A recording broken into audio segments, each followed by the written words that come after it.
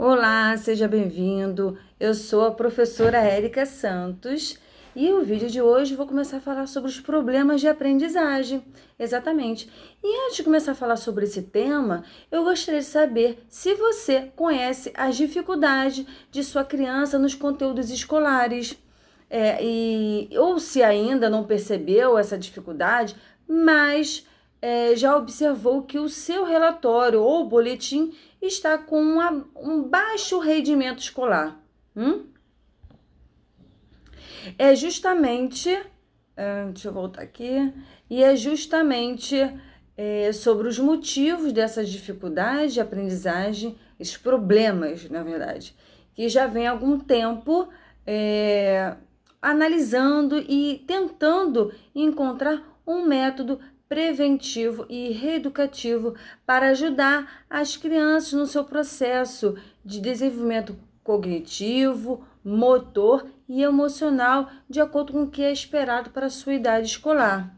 Então, é a partir, claro, dos meus conhecimentos adquiridos através das minhas experiências, das minhas formações profissionais, juntando com as minhas experiências como professora desde lá de 2005, atuando em educação infantil, ensino fundamental 1 e mãe de 3 filhos, que venho alertar aos pais, cuidadores, professores, especialistas, ou seja, todas as pessoas que se consideram responsáveis de crianças em como se deve acompanhar e observar o pequeno aprendiz através do seu comportamento, de modo que possa atuar de forma preventiva ou reeducativa no seu processo de aprendizagem significativa, correto?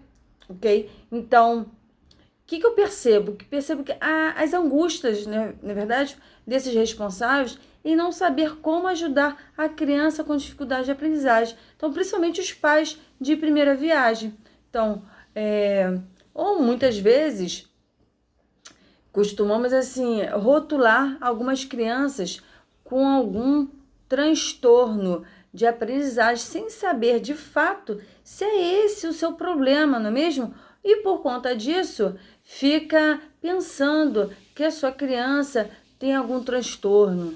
Ou seja, será que a criança tem algum transtorno, distúrbio? Então, esse método que eu criei, que é um método preventivo e reeducativo para ajudar as crianças no seu desenvolvimento, ele vai atuar no campo motor da criança, no emocional e no seu cognitivo, de acordo com a sua idade escolar, ok? Então, deixa eu passar aqui o slide. E quais são os problemas de aprendizagem, né? Então, comecei a falar, tem as dificuldades, tem os distúrbios e tem os transtornos, de acordo com a sua idade cronológica. E aí eu te pergunto, eu coloquei aqui em verde, porque dificuldade dá para ser tratado de forma mais prática, assim dizendo. O distúrbio já tem que ficar meio com atenção, né? E o transtorno é aquele alerta 100%. Então, o objetivo de hoje é tentar compartilhar com vocês minhas experiências profissional e pessoal, como também meus conhecimentos adquiridos durante minhas especialidades de educação infantil em desenvolvimento e de psicomotricidade, para que você entenda a diferença entre dificuldade, distúrbio e transtorno. Então, e como é feito esse diagnóstico na criança com essa dificuldade de aprendizagem, tá? Então, de acordo com o Manual de Diagnóstico e Estatístico de Transtornos Mentais, feito pela Associação Americana de Psiquiatria, conhecido como MDS, que pretende oferecer uma base comum de de investigação no neurodesenvolvimento da criança. Então, o que esse manual ele norteia? Ele norteia e dá parâmetros para os profissionais ou, enfim, pessoas de interesse, porque é um manual disponível, é um manual aberto, disponível ao público. Então, pessoas de interesse em desenvolver um tratamento adequado e geralmente eles projetam em 6 meses, correto? Então, e esse ponto, falando sobre os transtornos de neurodesenvolvimento, ele abrange, né, a parte de intelectuais, se é leve, moderado, grave, se é profundo, global, mas esse campo ele é mais destinado para as pessoas que têm alguma questão sensório. Então, pessoas que têm baixa visão ou pessoas que têm baixa audição, que justamente interfere na sua percepção, o seu sentido, ok? A comunicação é justamente voltada para a questão da linguagem, da fala, da fluência, da comunicação social. Tem o espectro autista, déficit de atenção, hiperatividade, e tem o itens específicos de aprendizagem. E é nesse ponto que eu vou falar mais, que tem a ver com a questão da área de educação, porque as outras acabam sendo mais área clínica, ok? E tem também a questão do desenvolvimento da coordenação. Então, e qual é o objetivo do Aprendiz Educa? O objetivo é focar na experiência acadêmica da criança, desde lá da primeira infância até a segunda infância, ou seja, de acordo com o Estatuto da Criança e do Adolescente, eu me refiro a crianças de até 12 anos, ou até aquelas que estão no seu 5º ano do ensino fundamental 1, não é mesmo? Que é da educação básica. Então, aqui eu vou me delimitar nos transtornos específicos de aprendizagem. Por quê? Porque tem que andar com o meu roxinho aqui. Porque as outras áreas elas estão mais voltadas para um tratamento clínico. E eu, como profissional da área de educação, vou compartilhar com você o meu ponto de vista como profissional de educação e também como mãe de 3 filhos. Muita experiência, hein? Então, e o que é de fato dificuldade? Problemas de aprendizagem, assim dizendo, problemas de aprendizagem. Então, são problemas que a gente percebe que tem prejuízo na leitura, prejuízo na escrita e prejuízo na matemática. E justamente pela psicomotricidade, que é a minha especialização, mais voltada à especialização, voltada para a área da linguagem. Então, como sou profissional da área de educação, minha habilitação é pela psicomotricidade educacional. Então, o que é psicomotricidade? É uma ciência interdisciplinar que desenvolve o sistema psicomotor da criança em 5 categorias. Então, quais são elas? O esquema corporal, a lateralidade, a orientação temporal, a organização espacial e a pré-escrita. Então, o que ela acaba fazendo? A psicomotricidade, ela avalia a criança pelo seu corpo e mente com o objetivo de garantir o desenvolvimento do aprendiz, né? Justamente nesses 5 aspectos, nas 5 categorias. E através dela que iremos traçar uma rota de tratamento educativo ou reeducativo para a criança alcançar a sua aprendizagem significativa e perdurável.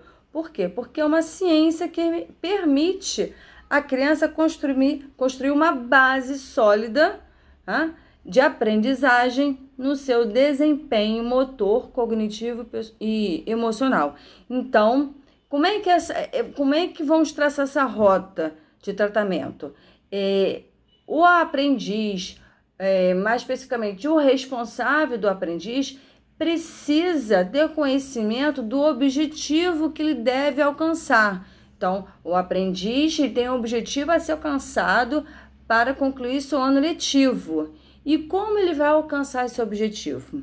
Tem que traçar metas. Então, justamente delimitando, marcando como vai ser essa rota. E eu vou explicar mais à frente. Então, justamente para construir uma base sólida na aprendizagem significativa. Que não adianta tacar atividade e fazer por fazer, não é mesmo? Então, aí eu pergunto, quais são os objetivos do ano escolar que meu aprendiz precisa adquirir de acordo com as áreas de conhecimento da educação infantil? Então, para os aprendizes que estão na educação infantil, de acordo com o documento BNCC, que é Base Nacional Comum Curricular, ele é desmembrado. A criança ela tem aprendizagem, sim, em 5 campos de experiência. Por que campo de experiência? Porque a primeira infância, a criança, ela aprende pelas vivências. Então, ela precisa desenvolver muito seu sensório motor. Então, quais são esses campos de experiência? Então, aqui é o eu, o outro e o nós. Então, esse tema está lá, ele é registrado pelo documento educacional da base curricular daqui do Brasil. Então, fazendo uma referência com a psicomotricidade, é justamente o método que eu estou associando, né, a psicomotricidade educacional, ele tem muito a ver com o esquema corporal. Aí eu pergunto, vou desenvolver o meu aprendiz nas outras áreas? Claro, porque são interligadas, mas o foco maior desse primeiro campo de experiência tem mais a ver com o esquema corporal. O segundo é o corpo, gestos e movimentos. Então, fazendo uma referência à psicomotricidade, tem mais a ver, o foco maior é pela lateralidade. O terceiro campo de experiência, traços, sons, cores e formas. Fazendo link do documento curricular nacional com a psicomotricidade. O foco maior é qual? Organização espacial. A quarta área de experiência é oralidade e escrita, que tem a ver com a pré-escrita. E a quinta área, espaços, tempos, quantidades, relações e transformações. De acordo com a psicomotricidade, o foco maior vai ser voltado para orientação temporal. Então, justamente para o aprendiz alcançar os objetivos esperados 100% de acordo com as suas necessidades, de acordo com a sua capacidade, de acordo com o seu ritmo, ok? Agora, para os aprendizes que estão na educação no ensino fundamental 1, o que acontece? Já muda um pouco essas áreas de conhecimento, já não é mais tanto pela área de experiência. Por quê? Porque a criança ela está entrando na segunda fase, ela está saindo da fase sensório-motora e entrando no pré-operatório. Então, ela já começa a usar mais o seu cognitivo. Por isso que eu falo, para o aprendiz ter uma aprendizagem significativa, ele precisa ter na primeira infância uma base sólida para justamente não ter dificuldade de aprendizagem no ensino fundamental, porque é lá quando é mais exigido o cognitivo da criança de fato. Então, é o momento que o cognitivo da criança tem que estar preparado. E eu vou explicar como vamos preparar esse cognitivo, ok? Então, quais seriam as áreas? As áreas de linguagem, que é desmembrado em língua portuguesa, arte, educação física e língua inglesa. Tem a matemática, as ciências naturais e ciências humanas. As ciências humanas ela desmembra em geografia e história. E tudo isso para o aprendiz alcançar os objetivos esperados 100% de acordo com as suas necessidades também, mesma situação. Então, vai caminhar no ritmo do aprendiz, porque ele é o centro, né, da sua formação, da sua rota. Então, a rota, quem vai traçar? É o responsável? Claro, mas é o responsável que vai traçar ou ele primeiro vai avaliar, diagnosticar as necessidades do seu aprendiz e guiá-lo de acordo com a sua demanda, o seu ritmo. Então, a gente tem que ficar muito atento a isso, ok? É o aprendiz que guia, né, a sua rota, ok? Melhor dizendo, é o aprendiz que traça a sua rota. O responsável, ele guia, é assim melhor dizendo, para não confundir. Então, aqui eu coloquei um gráfico que é justamente a questão: qual é o desempenho escolar que meu aprendiz precisa adquirir de acordo com o documento nacional, a Base Nacional Comum Curricular? Então, nesse gráfico, que eu mostro? Aqui embaixo tem na linha horizontal, tem NA, é não adquirido. Tem IA, que é início de aquisição. Tem ED, que é em desenvolvimento. E o A, que é o adquirido. Então, se você observar a linha vertical, tem lá 0, 25, 50, 75 e 100. Então, seria 100%, ok? Ou nota 10, né? Vamos dizer assim, nota 10. E aí, só que, muitas vezes, o aprendiz, eles têm que observar o desenvolvimento do aprendiz e um progresso contínuo. Então, de onde ele está até 100% do seu desempenho. Então, o progresso que a gente vai observar é o desempenho do aprendiz e não em relação à sua nota. Por que eu estou falando sobre isso? Porque no gráfico, observa bem, o não adquirido. Então, é o início de toda a caminhada, né? É o ponto de partida. Por quê? O professor tem lá, vai dar um conteúdo novo e, a princípio, é desconhecido para o aprendiz. Claro que, no decorrer da apresentação, a partir de uma história, um documentário, o aprendiz vai absorver aquele novo conteúdo fazendo uma comparação, fazendo uma associação aos seus conhecimentos prévios, não é mesmo? Então, sempre tem alguém que vai dar a sua opinião, o seu argumento. De onde nascem esses argumentos? A partir de suas vivências. Então, o aprendiz vai buscar na sua memória remota o seu conhecimento que tem a ver com esse novo conteúdo, ok? Então, mas esse novo conteúdo tem um objetivo que ele deve ser alcançado. Então, esse objetivo ele tem que ser claro, tem que ser pessoal, ok? Claro e pessoal para o aprendiz, que é o protagonista, ele que vai ter que alcançar lá a sua excelência acadêmica. Então, ele está no ponto de partida. Mas, olha, se ele tem um conhecimento, se é um aprendiz bem formado, bem instruído, uma pessoa que gosta muito de leitura, claro, ele não vai começar do zero. Ele vai construir bastante, porque ele vai ter, a partir do momento que ele lê muito, se informa bastante, ele não vai começar do zero. Ele vai começar, por exemplo, lá do 25, 30. Então, vamos supor, em relação a nota, né? Uns 3, a questão a sua participação. E aí, nisso, no progresso contínuo, ele vai ter que chegar aos seus esforços 100%.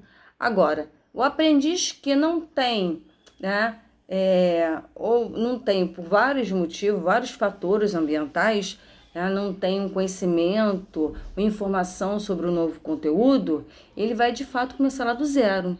E aí, ele não vai chegar a 100% de seu desempenho?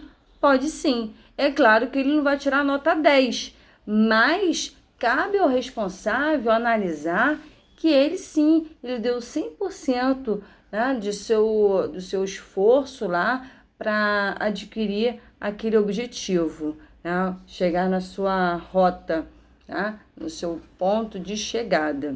Então, percebe a diferença? Claro, quanto mais a pessoa, mais o aprendiz é informado, é instruído, ele vai ter uma nota melhor. Mas isso não quer dizer que aqueles que estão lá com a média 8, não deu 100% de si. Deu sim, mas de ritmo diferente, de conhecimentos diferentes, capacidade diferente.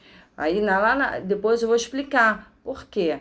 Todo mundo tem as suas inteligências, mas tem gente que é melhor nas áreas exatas, né? Melhor em matemática, outra é melhor na área de linguagem.